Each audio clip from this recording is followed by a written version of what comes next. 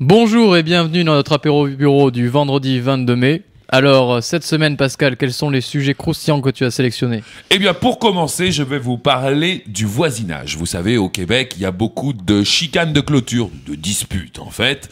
Et pour régler tout ça, il y a un salon qui s'en vient. En fait, c'est une fête, une grande fête qui s'appelle la Fête des voisins.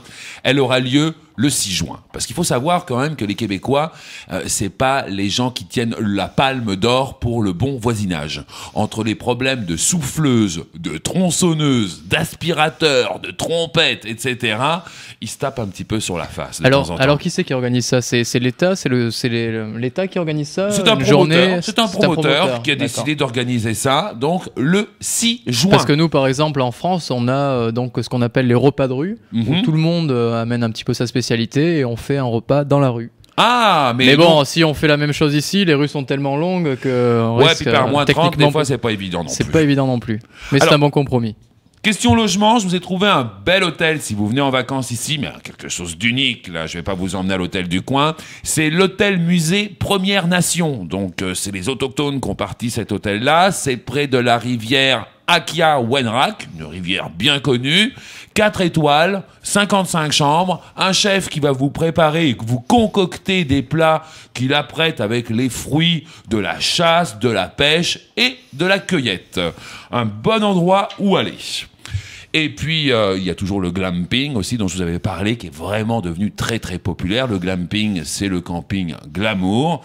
Ça marche tellement bien que tout était complet. Je me suis renseigné, ils ont fait installer 6 nouvelles tentes. Donc, dépêchez-vous, si vous en voulez, c'est devenu très populaire. Et pour ceux qui sont un peu plus sportifs, vous avez toujours le canoë camping. Alors, vous mettez toutes vos affaires, vos réchauds, vos tentes dans le canoë et vous partez à l'aventure et personne n'a des kilomètres. On a testé ça le week-end dernier, c'était magnifique. Et puis, ça coûte pas cher. Et ça coûte beaucoup moins cher. Dans le pas cher, si vous êtes vraiment mal pris, il y a l'aéroport aussi. Un chouette endroit où aller dormir, c'est gratuit. Vous pouvez rester jusque 1 mois, sans prendre de ticket, je vous le garantis.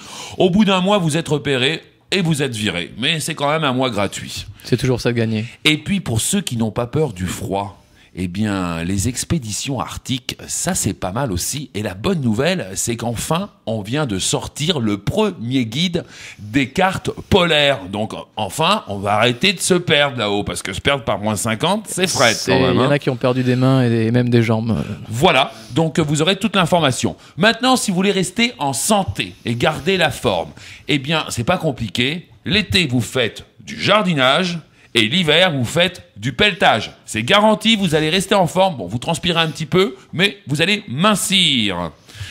Et puis, pour avoir du plaisir en ville, quel que soit votre âge, je vous ai trouvé un bar qui est vraiment fantastique. Il s'appelle le Coco Bar. Il fait partie de l'hôtel Opus. C'est très très classe puisqu'il a été noté dans les meilleurs bars au monde. Il est sur la rue Sherbrooke, au coin de la rue Saint-Laurent. Maintenant, il faut être sérieux un petit peu, on va parler d'ouvrage. Question ouvrage, il y a un peu plus de 8 entreprises québécoises qui sont allées en France pour recruter du personnel. L'objectif était d'un peu plus de 250 personnes. Ça a bien marché. Le problème pour certains qui n'aiment pas les Français, c'est que le Québec est en train de se repeupler complètement grâce à ces opérations professionnelles de recrutage. Et ça s'appelle, selon eux, la French Invasion. Donc voilà. Une seconde vague. Et oui, qui arrive, parce que la première vague, c'était en 67, quand ils ont ouvert les restaurants. Et maintenant, la French Invasion, avec toutes ces entreprises, surtout dans le domaine de l'assurance et de la finance, qui cherchent des gens qui savent bien travailler. D'accord. D'ailleurs, je tiens à rappeler à nos amis français qui conduisent à Montréal qu'il faut faire attention maintenant. Il n'est plus question de passer au feu orange. Ils ont installé 15 radars sur les feux. Donc, quand la lumière orange passe...